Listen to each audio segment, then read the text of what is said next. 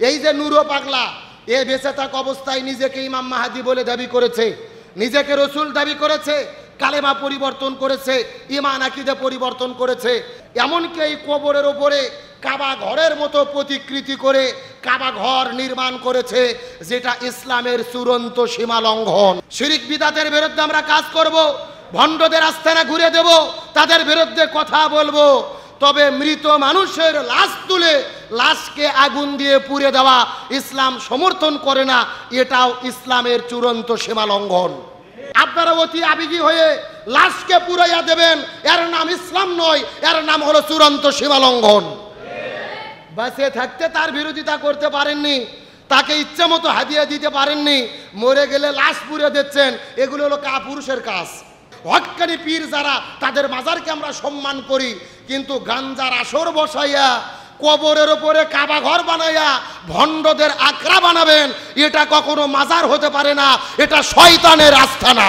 তার মানে আমরা মাজার বিরোধী নয়, আমরা ভণ্ডদের আস্তানা বিরোধী। সুতরাং এই ঘটনা কেন্দ্র করে নিরপরাধ মানুষদের মামলা দেবেন, তৌহিদি জনতাকে জেলে ঢুকাবেন। আমি মনে করি ইমানদারদের বিরুদ্ধে মামলা দেওয়ার আগে প্রশাসনের বিরুদ্ধে ব্যবস্থা গ্রহণ করা দরকার। গতকালকে বাংলাদেশের রাজবাড়ী জেলার গোয়ালন্দ, আপনারা নিউজ দেখেছেন, তামাম বাংলাদেশ তোলপাড়। সেই নুরুল হক নুরো পাগলা নামে একটা পাগলাকে কবরের মধ্য থেকে লাশ উঠাইয়া তার লাশকে আগুন দিয়ে পুড়িয়ে জ্বালিয়ে দেওয়া হয়েছে। এখন আপনাদের জিজ্ঞেস করতে চাই, কোনো লাশকে আগুন দিয়ে জ্বালিয়ে দেওয়া এটা কি ইসলাম সমর্থন করে? গতকালকে বাংলাদেশের রাজবাড়ী জেলার গোয়ালন্দ, আপনারা নিউজ দেখেছেন, তামাম বাংলাদেশ তোলপাড়। সেই নুরুল হক নুরো পাগলা নামে একটা পাগলাকে কবরের মধ্য থেকে লাশ উঠাইয়া তার লাশকে আগুন দিয়ে পুড়িয়ে জ্বালিয়ে দেওয়া হয়েছে। এখন আপনাদের জিজ্ঞেস করতে চাই, কোনো লাশকে আগুন দিয়ে জ্বালিয়ে দেওয়া এটা কি ইসলাম সমর্থন করে? ভালো করে বোঝেন, আবেগের চোটে এমন কাজ করেন না যার দ্বারা ইসলাম বিতর্কিত হয়, মুসলমানরা বিতর্কিত হয়। শিরক বিদআতের সঙ্গে আমাদের কোনো সম্পর্ক নেই। এই যে নুরো পাগলা, এ বেঁচে থাকা অবস্থায় নিজেকে ইমাম মাহাদি বলে দাবি করেছে, নিজেকে রসুল দাবি করেছে, কালেমা পরিবর্তন করেছে, ঈমান আকীদা পরিবর্তন করেছে। আমাদের রহস্যটা জানতে হবে, আসল ঘটনা বুঝতে হবে। গত 23শে আগস্টে তিনি মারা গেছে। কবর দেওয়ার পরে তার পরিবার এবং তার ভক্তবিন্দু মুরিদানরা 12 ফিট উঁচু জায়গার ভেতরে বক্সের মধ্যে ঢুকাইয়া ল্যাব দিয়ে, তোষক দিয়ে, কম্বল দিয়ে, ফ্যান দিয়ে কবর বানাইয়া রেখে দিয়েছে। এখন বলেন তো, 12 ফিট উপরে কবর হয় না মাটির নিচে কবর হয়? তার মানে বোঝা যায় এটা স্বাভাবিক কবর নয়, এটাকে তারা মূর্তি বানাইছে। এমনকি এই কবরের ওপরে কাবা ঘরের মতো প্রতিকৃতি করে কাবা ঘর নির্মাণ করেছে, যেটা ইসলামের চূড়ান্ত সীমা লঙ্ঘন। সুতরাং আমরা বলতে চাই, শিরক বিদআতের বিরুদ্ধে আমরা কাজ করব, ভণ্ডদের আস্তানা ঘুরে দেব, তাদের বিরুদ্ধে কথা বলবো। তবে মৃত মানুষের লাশ তুলে লাশকে আগুন দিয়ে পুড়ে দেওয়া ইসলাম সমর্থন করে না, এটাও ইসলামের চূড়ান্ত সীমা লঙ্ঘন। আমাদেরকে রসুলের হাদিস ভুলে গেলে চলবে না।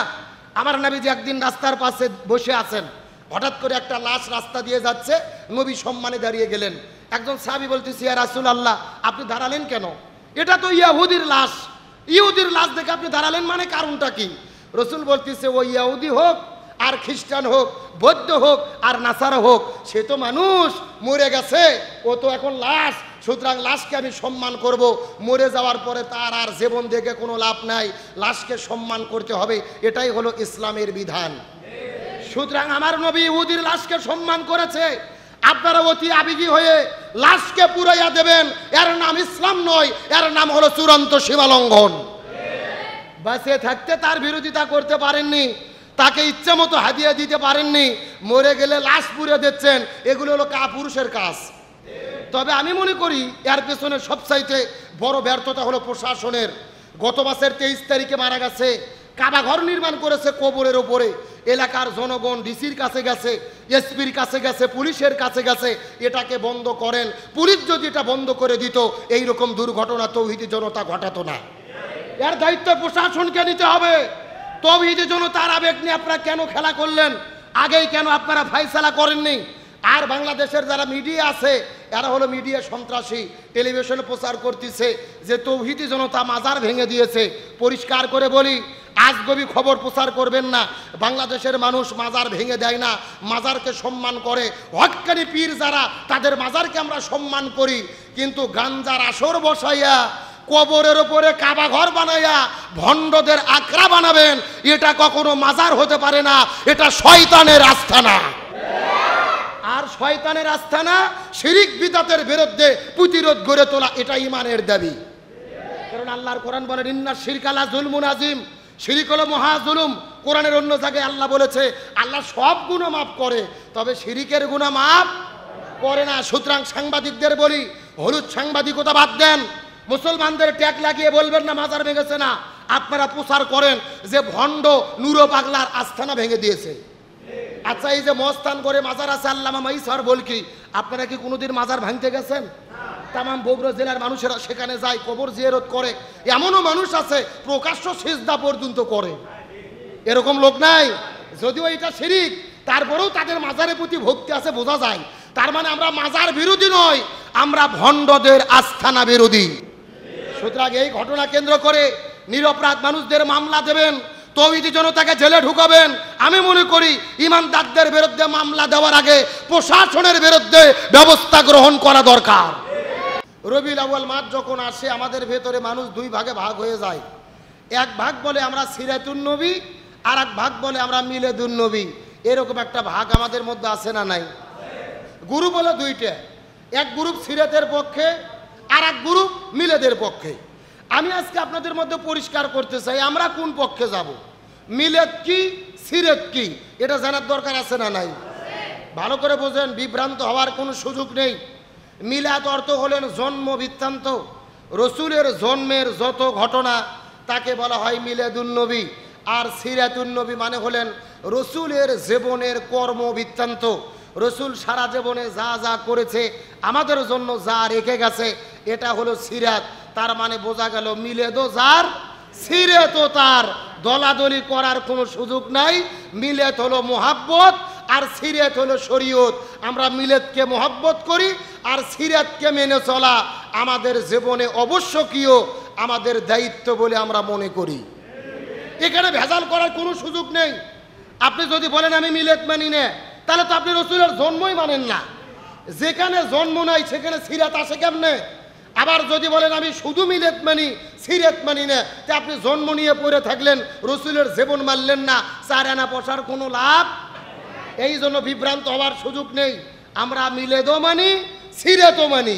মিলাদকে সম্মান করি, সিরাতকে পালন করি। তার কারণ রসুলের জীবনকে মেনে চলা আমাদের জন্য ফরজ করে দিয়েছেন কে? আমার প্রিয় বন্ধুগণ, মুসলমান ভাইরা গভীর মনোযোগ লক্ষ্য করুন। আমাদের নবীজির জীবনী এগুলোকে পালন করাকে আল্লাহ তাআলা আমাদের জন্য বাধ্যতামূলক করে দিয়েছেন। এই সম্পর্কে আল্লাহ তাআলা কত চমৎকার করে কোরআনুল কারীমের মধ্যে বলেন, কুল ইন কুনতুম তুহিব্বুনাল্লাহা ফাত্তাবিউনি ইউহিব্বুকুমুল্লাহ ওয়া ইয়াগফির লাকুম যুনুবাকুম ওয়াল্লাহু গফুরুর রহিম। সূরা আল ইমরান 3 নম্বর পারার 13 নম্বর পৃষ্ঠার 4 নম্বর লাইন, 4 নম্বর উপর 31 নম্বর আয়াতে কারিমা। তাফসীর ইবনে কাসির, তাফসীরে কাবির, তাফসীরে কুরতুবী, তাফসীরে মনির, তাফসীরে মারিফুল কোরআন, তাফসীরে খাজিন, তাফসীরে তাবারি, তাফসীরে ফি জিলালিল কোরআন, তাফসীরে তাফহিমুল কোরআন, এই আয়াতের উপর ভিত্তি করে 1 নয় 2 নয় অন্তত 10টা তাফসীর গ্রন্থ আমি দেখেছি। এই আয়াতের মধ্যে আল্লাহ তাআলা এত পরিমাণ কথা বলেছেন। এই আয়াতকে সামনে রেখে যদি আলোচনা শুরু করা হয়, আলোচনা চলতে চলতে দিনের পরে দিন চলে যাবে, মাসের পর মাস চলে যাবে, তারপর আয়াতের আলোচনা করে শেষ করা যাবে না। জোরে বলেন মারহাবা। গভীর মনোযোগ লক্ষ্য করে বোঝার চেষ্টা করেন। আল্লাহ তাআলা প্রথমে বললেন কুল, হে রাসূল আপনি বলে দেন। আল্লাহ নবীকে আদেশ করে আমরের সিগা ব্যবহার করে বললেন কুল, হে রাসূল আপনি বলেন। তামাম পৃথিবীর মানুষদেরকে বলে দেন, ইন কুনতুম তুহিব্বুনাল্লাহ, মানুষেরা যদি আমি আল্লাহ আমার ভালোবাসা পেতে চাই, আমি আল্লাহ আমার সান্নিধ্য লাভ করতে চাই, এখন আমি আপনাদেরকে জিজ্ঞাসা করি, বলেন তো দেখি, আমরা আল্লাহর ভালোবাসা চাই কি চাই না? আল্লাহর সন্তুষ্টি অর্জন করতে চাই কি চাই না? কারা কারা আল্লাহর ভালোবাসা পেতে চাই দুটি হাত তুলে দেখান। লিল্লাহি তাকবীর। এ বগুড়া উজগ্রামের মুসলমান, গভীর মনোযোগ লক্ষ্য করে বোঝার চেষ্টা করেন। আল্লাহ বলেন, হে রসুল আপনি মানুষদেরকে বলে দেন, মানুষেরা যদি আমার ভালোবাসা পেতে চায়, আমার সান্নিধ্য লাভ করতে চায়, তাদের একটা মাত্র কাজ করতে হবে। চিৎকার করে বলেন তো কয়টা কাজ করতে হবে? আর সেই কাজ হলেন ফাত্তাবিউনি। আপনি তামাম পৃথিবীর মানুষগুলোদেরকে বলে দেন, তাহলে মানুষেরা যেন আপনি নবী আপনাকে অনুসরণ করে। সুবহানাল্লাহ বলেন। আপনাকে কি করে? অনুসরণ করে। জোরে বলেন কি করে? এ ভালো করে বোঝেন। জীবনে বহুদিন বহু বক্তার মুখে, বহু হুজুরের মুখে, বহু খতিবের মুখে এই এতের ওয়াজ আপনারা শুনেছেন। বাংলাদেশের হুজুরেরা ওয়াজ করেছে, তাহলে তারা যেন আপনি নবী আপনাকে ভালোবাসে, এরকম ওয়াজ আপনারা শুনছেন না? ভালো করে বোঝেন, বিভ্রান্ত হলে হবে না। এই আয়াত যদি আমরা বুঝতে না পারি, আমাদের জীবন ব্যর্থ হয়ে যাবে। আমরা নবীকে অবশ্যই ভালোবাসবো। তার কারণ রাসূল বলেছেন, লা ইউমিনু আহাদুকুম হাত্তা আকুনা হাব্বা ইলাইহি মিন ওয়ালিদিহি ওয়া ওয়ালাদিহি ওয়ান নাসি আজমাইন। ততক্ষণ পর্যন্ত ঈমানদার হতে পারবা না যতক্ষণ না তোমরা নিজের জীবনের চেয়ে, সম্পদের চেয়ে নবীকে বেশি ভালোবাসতে না পারবা। আমরা অবশ্যই নবীকে ভালোবাসবো, কিন্তু শুধু ভালোবাসলে হবে না, ভালোবাসার পাশাপাশি নবীকে কি করা লাগবে? এ সবাই কথা বলেন, নবীকে কি করা লাগবে? ভালো করে বোঝেন। এই যে তা বা আইন, তাবুন শব্দের অর্থ হলো অনুসরণ করা। বাংলাদেশে নবীকে ভালোবাসার লোকের অভাব নাই। এই যে 12ই রবিউল আউয়াল মাস চলে এসেছে, চট্টগ্রামে ৭০ লক্ষ মানুষ একত্রিত হয়ে তারা নবীর জন্মদিন পালন করবে, মিছিল করবে, কেক কেটে রসুলের জন্মদিন পালন করবে। এখন বলেন তো দেখি, আমরা নবীকে ভালোবাসি, কিন্তু কেক কেটে কি রসুলের জন্মদিন পালন করা যাবে? যেটা নবী করে নাই, যেটা সাহাবীরা করে নাই, যেটা ওলামায়ে কেরাম করে নাই, বর্তমানে যারা নবীকে ভালোবাসার নামে কেক কেটে জন্মদিন পালন করে, আর আশেকে রাসূল নয়, আর আশেকে হালুয়া রুটি, আশেকে খিচুড়ি, স্পষ্ট শিরিক বিদাতে লিপ্ত। ভালো করে বোঝেন, আবেগ দিয়ে ইসলাম চলে না। আপনাদেরকে ধর্মীয় জ্ঞান অর্জন করতে হবে। রসুলকে ভালোবাসেন, কিন্তু জন্মদিন পালন করা যাবে? আপনি কিভাবে রসুলের জন্মদিন পালন করবেন? আপনি দরুদ পড়েন, রসুলের প্রতি দরুদ পড়েন, আপনি সিরাতের আলোচনা করেন, রসুলের জীবনী নিয়ে আলোচনা করেন, অথচ দেখা যায় যারা রবিউল আউয়াল মাসে খিচুড়ি খাইয়া রসুলের জন্মদিনে মিছিল করে, নবীর চরিত্র নিয়ে নাস্তিক মুরতাদ বেঈমানেরা যখন কথা বলে, এই বাটপাড়েরা রাজপথে তখন নামে না। তাহলে কি বোঝা যায়? এরা কি আশেকে রাসূল? এরা আশেকে হালুয়া রুটি। এই একদিন হালুয়া রুটি পাওয়া যায়, জিলেপি পাওয়া যায়, এই জন্য নবীর জন্য মিছিল করে। এই রকম আশেকে রসুল মার্কা লোক বাংলাদেশে আছে না নাই? আমি আপনাদের সচেতনতার জন্য বলবো, আবেগ দিয়ে ইসলাম চলবে না, বিবেক কাজে লাগাতে হবে। গতকালকে বাংলাদেশের রাজবাড়ী জেলার গোয়ালন্দ, আপনারা নিউজ দেখেছেন, তামাম বাংলাদেশ তোলপাড়। সেই নুরুল হক, নুরু পাগলা নামে একটা পাগলাকে কবরের মধ্য থেকে লাশ উঠাইয়া তার লাশকে আগুন দিয়ে পুড়িয়ে জ্বালিয়ে দেওয়া হয়েছে। এখন আপনাদের জিজ্ঞেস করতে চাই, কোন লাশকে আগুন দিয়ে জ্বালিয়ে দেওয়া, এটা কি ইসলাম সমর্থন করে? ভালো করে বোঝেন, আবেগের চোটে এমন কাজ করেন না যার দ্বারা ইসলাম বিতর্কিত হয়, মুসলমানরা বিতর্কিত হয়। শিরিক বিদাতের সঙ্গে আমাদের কোনো সম্পর্ক নেই। এই যে নুরু পাগলা, এ বেঁচে থাকা অবস্থায় নিজেকে ইমাম মাহাদি বলে দাবি করেছে, নিজেকে রসুল দাবি করেছে, কালেমা পরিবর্তন করেছে, ঈমান আকীদা পরিবর্তন করেছে। আমাদের রহস্যটা জানতে হবে, আসল ঘটনা বুঝতে হবে। গত 23 আগস্টে তিনি মারা গেছে। কবর দেওয়ার পরে তার পরিবার এবং তার ভক্তবিন্দু মুরিদানরা 12 ফিট উঁচু জায়গার ভেতরে বক্সের মধ্যে ঢুকাইয়া ল্যাব দিয়ে, তোষক দিয়ে, কম্বল দিয়ে, ফ্যান দিয়ে কবর বানাইয়া রেখে দিয়েছে। এখন বলেন তো, 12 ফিট উপরে কবর হয় না মাটির নিচে কবর হয়? তার মানে বোঝা যায় এটা স্বাভাবিক কবর নয়, এটাকে তারা মূর্তি বানাইছে। এমনকি এই কবরের ওপরে কাবা ঘরের মতো প্রতিকৃতি করে কাবা ঘর নির্মাণ করেছে, যেটা ইসলামের চূড়ান্ত সীমা লঙ্ঘন। সুতরাং আমরা বলতে চাই, শিরিক বিদাতের বিরুদ্ধে আমরা কাজ করব, ভণ্ডদের আস্তানা ঘুরে দেব, তাদের বিরুদ্ধে কথা বলবো।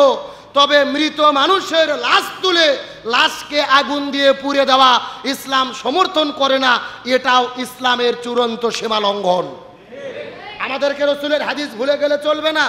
আমার নবীজি একদিন রাস্তার পাশে বসে আছেন, হঠাৎ করে একটা লাশ রাস্তা দিয়ে যাচ্ছে, নবী সম্মানে দাঁড়িয়ে গেলেন।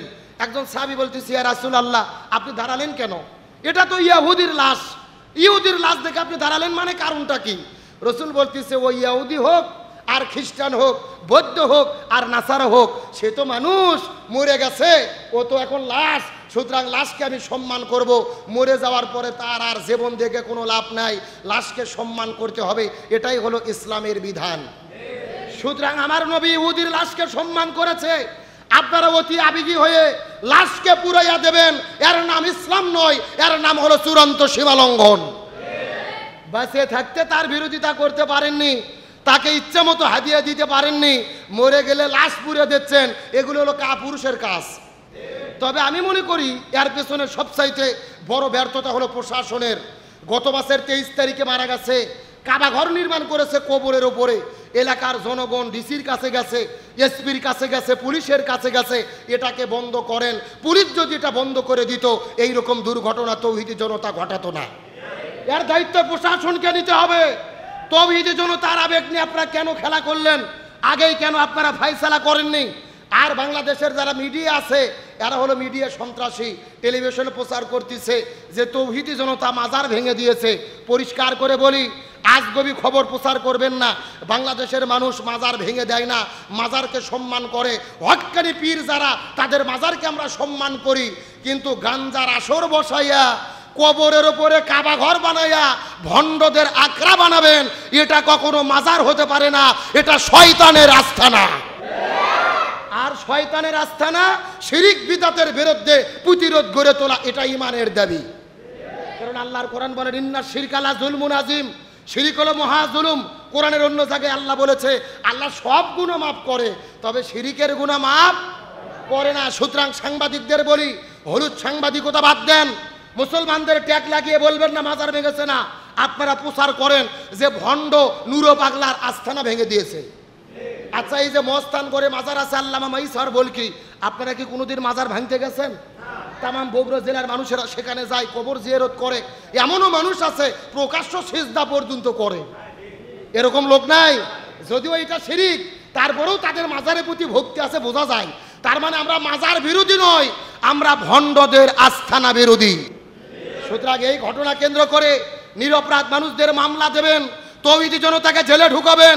আমি মনে করি ইমানদারদের বিরুদ্ধে মামলা দেওয়ার আগে প্রশাসনের বিরুদ্ধে ব্যবস্থা গ্রহণ করা দরকার। আমি এই বিষয়টা ফাইসালা করতে পারলো না, এই জন্য বলতে চাই, আবেগ দিয়ে নয়, আমাদের বিবেক দিয়ে কাজে চলতে হবে। আশেকে রসুল নয়, রসুলের অনুসরণ করতে হবে। তার কারণ রসুলের অনুসরণ করাকে বাধ্যতামূলক করে দিয়েছেন কে?